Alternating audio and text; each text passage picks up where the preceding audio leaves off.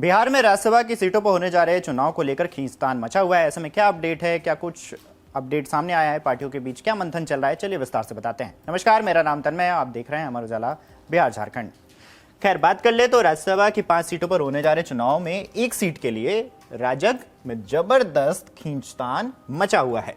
भाजपा जदयू के हिस्से की 4 सीटों के बाद बच रही जो एक सीट है उसके लिए राजग के तीनों छोटे सहयोगियों यानी कि हम, आरएलएम व लोजपा आर ने दावा ठोक दिया है।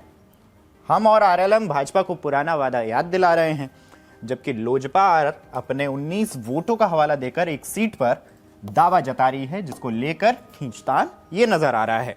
पूरे मामले में अगर नजर लगाएं यानी देखें तो यह पेच ये है कि जदयू और हम के मुखिया जीतन राम मांझी आर को सीट देने पर सहमत नहीं है।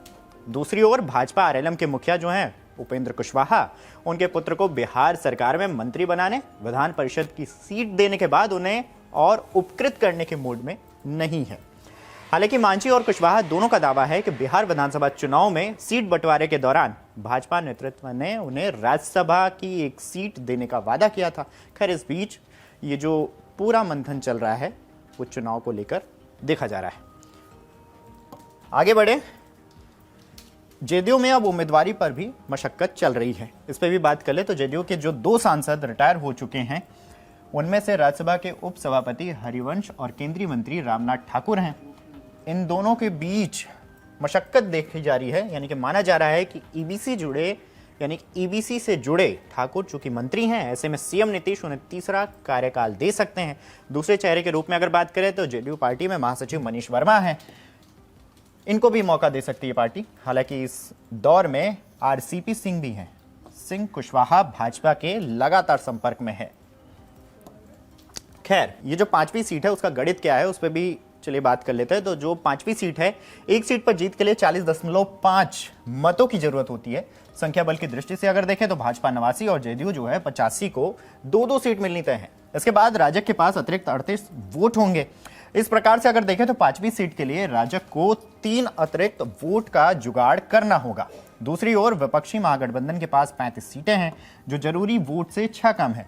ऐसे में विपक्ष आईएमआईएम की 5 और बसपा के 1 वोट के बगैर जीत नहीं सकती।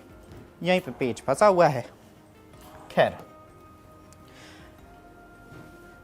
इस बीच राजद जो है वो आश्वस्त नजर आ रही है। अब आप सोच रहे होंगे ऐसा क्यों, तो चलिए उस पर भी नजर लगा देते हैं, यानी कि उस पर भी बात कर लेते हैं। राजद 3 अतिरिक्त मत हासिल करने के प्रति आश्वस्त है।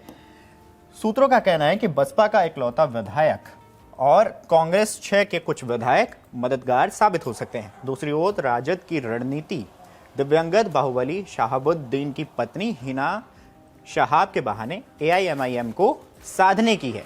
हालांकि इनकी कमजोर कड़ी कांग्रेस और बसपा है। कुल मिला के अगर बात कर ले तो जो राज्यसभा के चुनाव होने जा रहे हैं राज्यसभा सीटों के लिए, उनमें एनडीए में घमासान जारी है। एक सीट के लिए तीनों छोटे सहयोगियों ने दावा ठोका है।